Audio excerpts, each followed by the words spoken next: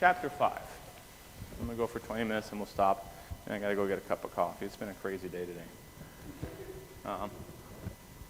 Chapter 5 is renal handling of organic substances. So what I basically was trying to show you in Chapter 4, especially the last slide is kind of important.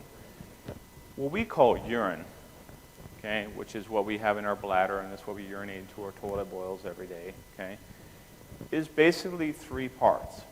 It's filtration, okay, then how good our proximal and all the rest of the tubule is to reabsorb a certain substance, and then the third part is how much I secrete a certain substance.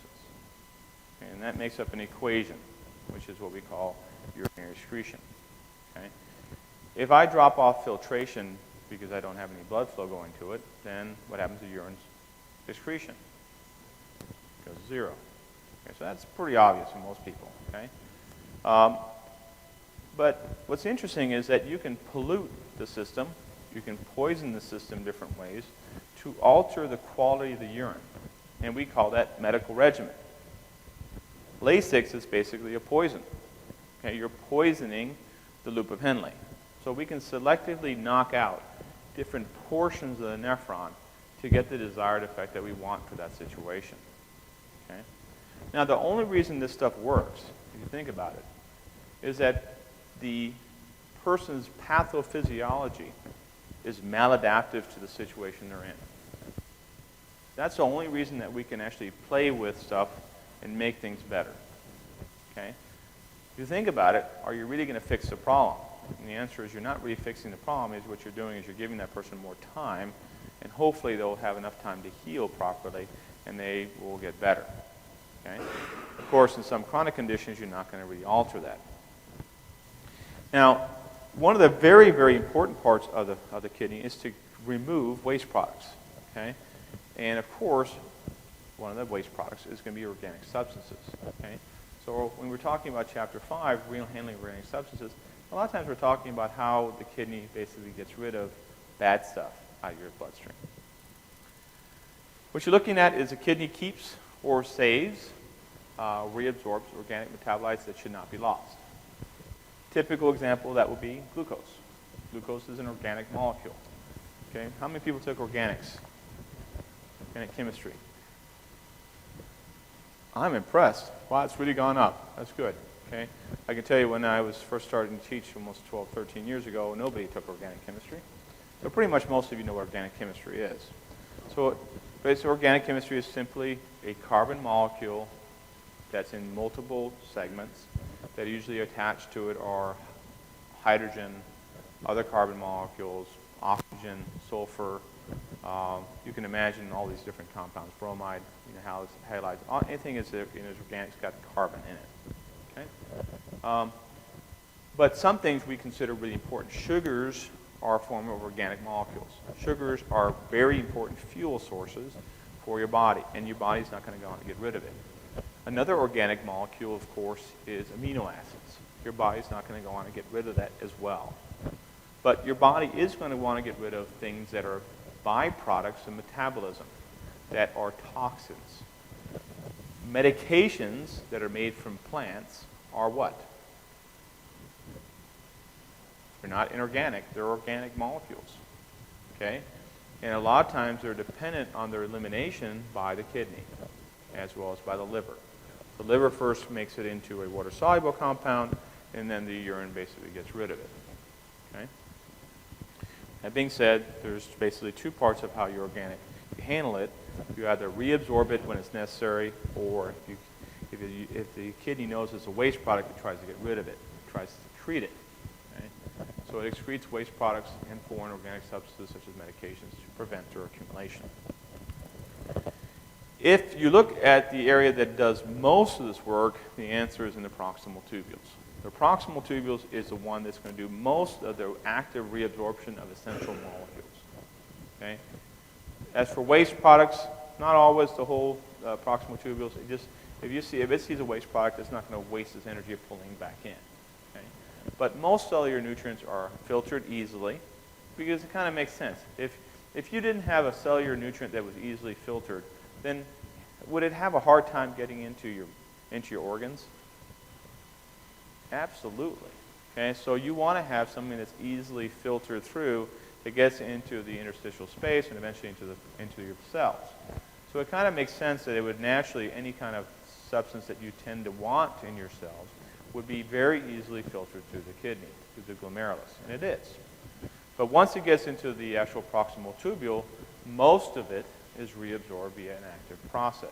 The body knows it's worth the ATP utilization to bring these nutrients back into your bloodstream. Okay? Let me tell you how efficient your body can be in getting things like that. Let's say you go into a fast. Okay? Let's say you don't eat. Okay?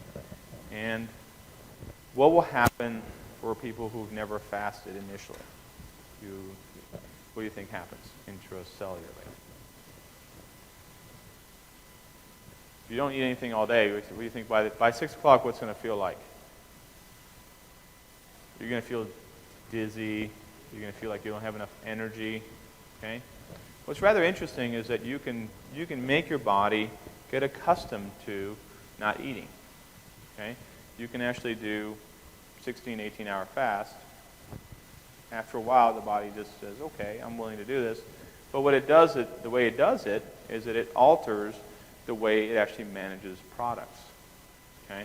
It'll be much more aggressive in the kidney to pull back stuff in. Okay? The other thing that it'll do is it'll activate other areas of your body to begin to break down fats and begin to extrude that back into your bloodstream to maintain a certain steady sugar level in your bloodstream, or even maintain fatty acids in your bloodstream that are actually very nutritious. Okay? When people tell you, well, you know, glucose is the only way to go, the answer is really no. Glucose is actually a pretty bad way to go. The heart doesn't really like it when you're on a pure glucose diet. It really does like the fatty acids more so. So when you do have excessive nutrition, which is what we tend to have in this country, we have way too much excessive nutrition. Our kidneys tend to look at stuff like, well, do I really need to keep this stuff around? He's giving me a heck of a sugar load. You know, I saw some commercial the other day where they actually had 25 milkshakes this guy was going to drink. I thought about that. That's 25,000 calories in one sitting. I can imagine the kidney going, ah, scream, okay? And I'm sure he was pissing urine glucose out the wazoo. So I just can't imagine doing that stuff to your body. So, your body does have a certain fixed ability to do things. Yeah, that's the most. What do I love? What is the most common diagnosis post Thanksgiving dinner?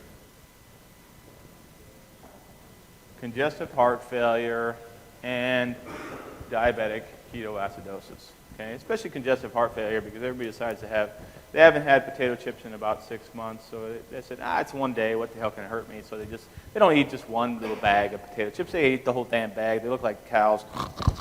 You know, it's like, what are you doing? And then they have a hot dog, and then they have something else. By the time their sodium load is so high that they're overwhelmed. So, yeah, that's the kind of stuff that you can't really do. If you look at filtered material, stuff filters very easily through Bowman's capsule. They include, look at all, these are all the major amino acids that you're talking about. Glucose, acetate, which is a pretty important process, Krebs cycle intermediates, water-soluble vitamins, lactate, and acetoacetate. A ton of stuff that you use as part of metabolism. That's pretty essential. Now, what happens is as soon as it gets into the proximal tubule, most of it is reabsorbed. Okay? So proximal tubule is a major site of reabsorption, and they're actively transported. It's an uphill step across the luminal membrane, usually via symporter with sodium. And most are characterized by TM systems, which means they have what's called a Tmax. If you overwhelm the system, if you push too much of a certain molecule at it at the same time, you will overwhelm it. Okay? That being said, it actually can be a useful therapeutic regimen. Okay? Let's say you do have something that's spilling a lot into your urine. Okay? Let's say you have a toxin that's getting in there. And you want this toxin not to be reabsorbed. You want it to be removed by the urine. What you can do is you can give another molecule that's just benign that binds to the same Tmax system and push it through the kidney as fast as you can, and all of a sudden now the toxin goes out. It's a way of neutralizing the reabsorption as well. You can do almost like competition. If I compete by giving you more of one molecule which is benign compared to the one that's bad, which one you can absorb, the answer is you're going to pick up the one which has the highest concentration. And the Tmax system will help you eliminate the toxin as a consequence. Okay? So they can be saturated.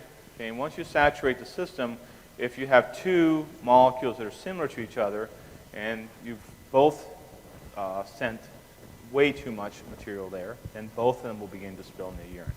So not just one selectively, just both will start to spill. They do have shared specificity, and you have basically 2 to 4 molecules that are similar that can be pulled in.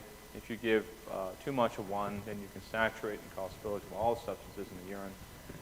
And the active transports can be inhibited by a variety of drugs, several monogenetic diseases, and ingestion of toxins like I talked to you before, like lead. If you look at glucose, the kidney has a very good ability to handle a large load of glucose, and it will basically reabsorb most of it. Okay?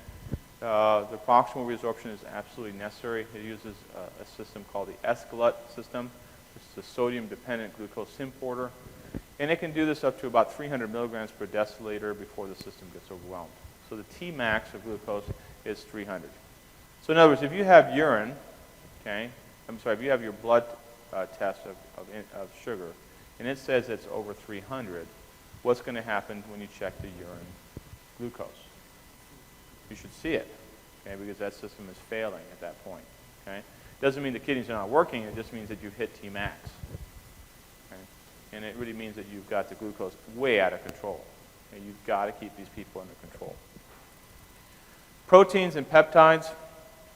There's 2 kinds of mechanisms. The small and medium-sized proteins are filtered easily, and then they're reabsorbed, again, mostly in the proximal tubule. A big example of that would be angiotensin II. So angiotensin II is really not broken down by the kidney itself. It actually is reabsorbed back into the bloodstream. And then it's broken down on the luminal plasma membrane by peptidases. Okay? So inside the actual kidney itself, it does break it down, but it's not in the inner and the front. It's in the outside portion. And you also break down, if you're doing proteins, you don't pull the whole protein back. You pull the protein back in pieces. So that's really kind of a wasteful thing, but the good thing is that amino acids, if they get thrown back into this body, the liver can very rapidly reuse them, and it doesn't go to waste. If you look at the large size proteins, they're very severely restricted, and so they don't get filtered very often, but when they do get filtered, the body really doesn't like the idea of wasting them. Okay? And the way you take this stuff up, because it's such a macromolecule, is that you don't pull it back through protein pores. Instead, you uptake it via what? Endocytosis. So these guys you pull in and make big vacuoles with them. Okay? As you can imagine, that's not going to be a very happy situation for the kidney if you keep spilling this. Okay? What ends up happening is the more vacuoles you have inside the cytoplasm, the more processing power it requires for the cell to do the work. Okay? And then eventually, if you keep doing that, you'll overwhelm the cell and you begin to kill it. Okay? So you want to sort of limit that ability to do that. Okay?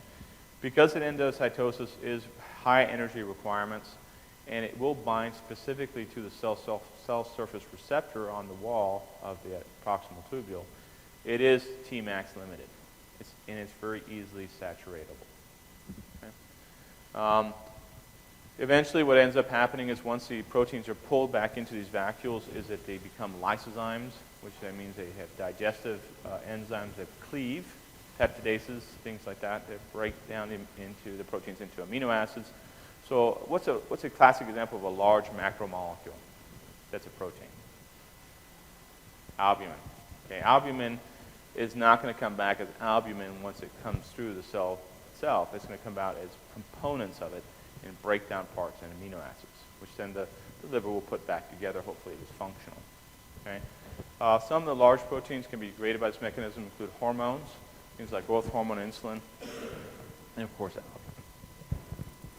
we're going to talk about active proximal secretion of organic anions, okay? And what you're looking at this situation is that you can absorb or secrete stuff, okay?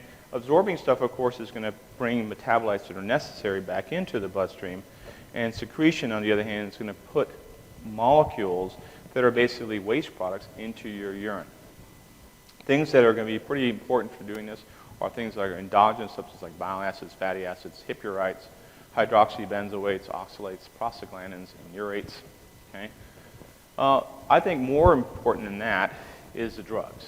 And that's really where you begin to remove these water-soluble compounds out there, organic molecules, things like acetylzolamide, chlorothiazide, okay, ethacrynate, furosemide, penicillin, and salicylates. These are all basically actively secreted by the proximal tubule. The mechanism is minimal to no filtration of these organic anions. Okay, so let's back up a little bit. Let's break up organic molecules into anions and cations. If you look at the anions, they can't get through. They can't filter across the glomerulus because they're negatively charged. Okay? So the only way the kidney can get rid of them is to secrete them. Okay? So there's really no minimal or no filtration. And because you're pushing a macromolecule across, it tends to be active transport, and it's rate limited. Okay? The active transport is at the basolateral membrane of the tubular epithelial cell. In other words, it's on the side. That's where the blood is at. Okay? And this system becomes saturatable. Okay? A lot of times before these molecules are able to be transferred is that the liver has to make it from being lipid soluble, which some organic molecules can be lipid soluble, actually quite a bit, and you have to add something to them to make them water soluble, and the liver does that very well. We have what's called glucuronidation, or adding sulfate. Why sulfate? Sulfate's an SO4 group, negative, so it gives it a very negative charge, and it makes it very water soluble. Okay, so that's what the liver will do to the organic anion, which makes it much more water soluble. And the kidney secretes these anions in the proximal tubule. And then once the stuff gets in the proximal tubule in the urine, it doesn't come back in. It's got nowhere to go. Okay, so it gets easily secreted at that point. A classic example of this is para-aminohippurate. Para-aminohippurate is an organic anion. Okay? And we talked about this in chapter 2 or chapter 3, where we're actually using it as a way of describing total renal blood flow. Okay? So, because what happens is para-aminohippurate, yes, some of it gets filtered, but most of it's getting secreted, which is equal to the amount of renal blood flow. So by measuring renal hippurate, para-aminohippurate in your urine, you're basically measuring indirectly total renal blood flow. Okay? And that gives you a ratio of filtration rate to renal blood flow. Okay? Actually, do we do that in clinical? Not very often, but it's a way of, again, to try to understand how the kidney functions. Okay? Other organic anions undergo other forms of transport. Okay, things like urate. Urate is a base form of uric acid, and if you get too much urate formation, you will get gout. Okay, you will start crystallizing, which is not good. Okay? Urate tends to be not protein bound and freely filtered, so it's easily filtered. And it's very easily reabsorbed, almost 100% in the proximal tubule. Okay? So uric acid, urate, is actually a pretty small molecule. Okay? And then later on, it is actively secreted in the proximal tubule. So the way the urate can actually increase in your plasma is you can actually have decreased filtration of urate secondary to decreased GFR. You can have excessive reabsorption or diminished secretion of urate. By far the most important of these is diminished secretion of urate. Okay? So people that have gout develop diseases in the proximal tubule that don't really are able to process and get rid of urate properly. Okay, and they will accumulate. Now, gout is a disease of what kind of socioeconomic scale most of the time? The poor? No? Tends to be alcoholics, but they tend to be rich alcoholics. Okay? They tend to be rich people. Gout doesn't come to poor people most of the time. Okay? Because Gout is gotten because of high wine content, usually red wine, okay, that has a lot of what in it? Urate crystals in it. Okay, the body can't get rid of it properly. Okay, and the alcohol does what to the proximal tubule? It poisons it. Okay, and that's why you get gout. Okay, so it's usually a person who drinks usually port wine. I don't know, have you ever seen, where's Charles Dickens is a guy that has gout. Okay, he's screaming in pain. Okay, and usually the guy is portrayed as drinking lots of port wine. I don't know, I'm not much of a wine drinker, so please don't come back and tell me, Dr. Nolan, you have no clue what wine is. I've only had like 3 port wines in my life, and I don't like the way they look, and I don't like the way they taste. It's like drinking grapes, and you feel it in the taste on your mouth. It's just a little bit too thick, okay? But apparently port wines is like a mixture of 3 or 4 red wines they put together, and then they sort of sell it like that. That's what it's called. That's why it's called port wine. Some people love this stuff, but it's really heavy, okay? And because that, it has a lot more urate in it as a consequence. The other thing that it'll do is the active proximal secretion of, now we're talking about cations. Okay, now cations, they will transfer easily, most of the time, across the glomerulus. Think about it. It's negatively charged, so positive molecules should travel through, it should be fine. The only thing is similar to them is that they are actively secreted, just very similar to the anionic molecules. And an example of that is creatinine. Creatinine is a measurement of glomerular filtration rate most of the time. But creatinine is always higher than inulin. Inulin would just be exactly the same as GFR. But creatinine you measure higher in the urine because it is not only filtered, but it is also partly secreted. Okay. Now, the other thing that's important about all this stuff is pH dependence of passive reabsorption of secretion. What they're really saying that in the chapter, which I'm surprised I didn't have that properly labeled, okay? That's the next phase, is that you can alter the pH of the urine, okay, to basically make certain molecules not come across again, okay, to stay in one side. You can pack the urine, in other words, by making either acidic or alkalotic, so certain kinds of substances are not easily pulled back in. These can be sometimes be poisons, okay, that a patient has taken, and then you basically overwhelm the kidney with either bicarbonate or some form of acid to sort of change the pH of the urine to make it less likely for the molecule to come back across. So many substances handled by the kidney are either weak acids or weak bases. Neutral molecules pass through the lipid membrane easily, but the ionized molecules can be trapped by changing the pH in the lumen. Examples are, if you have a weak acid, it can be trapped in the urine by making it more alkalotic.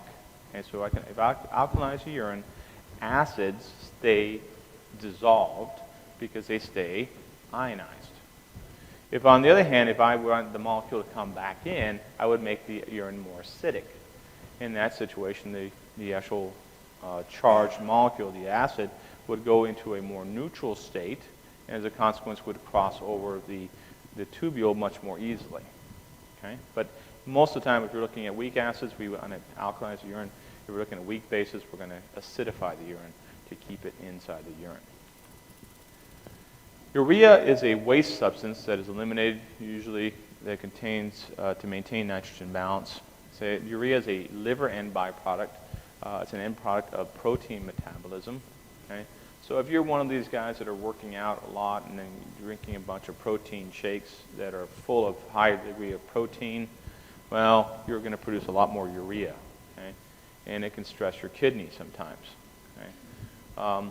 It's not going to be usually deleterious for most people that are healthy, but if you find out that you have a single kidney, it might push you to the point where you end up getting renal insufficiency and may not be happy with it. So you got to be a little bit, I think if you are going to go into that kind of specialized diet, you should have at least get a generalized checkup to make sure that you're okay. If you look at the way that the urea is handled by the kidney, it's basically multifactorial. It's very easily filtered, and about 50% is reabsorbed, and the same amount is actually secreted in the loop of Henle. Then about 50% is reabsorbed in the medullary collecting duct, which basically the net result is that 50% of filtered load is excreted. So that means a lot of the molecule is removed. We'll come back to talk about urea later on, about how it's helpful in the loop of Henle as a concentrating effect, so we'll come back to it in a moment. So the key concepts by the end of this chapter is that organic solutes in the plasma are handled by the kidney. The important metabolites are almost completely reabsorbed, and the waste products are, for the most part, excreted. Most organic solutes are transported transcellularly by a large number of different saturated multiporters, which is a TMAC system. And the normal filtered loads of glucose are completely reabsorbed by the Esquelet system, the sodium glucose importer, that saturates at high filtered loads, around 300 milligrams per deciliter, leading to the appearance of glucose in the urine. Okay? And the last thing is urea is reabsorbed proximally and recycled between the collecting ducts and loop of Henle in the medulla, eventually getting rid of about 50% of what's filtered.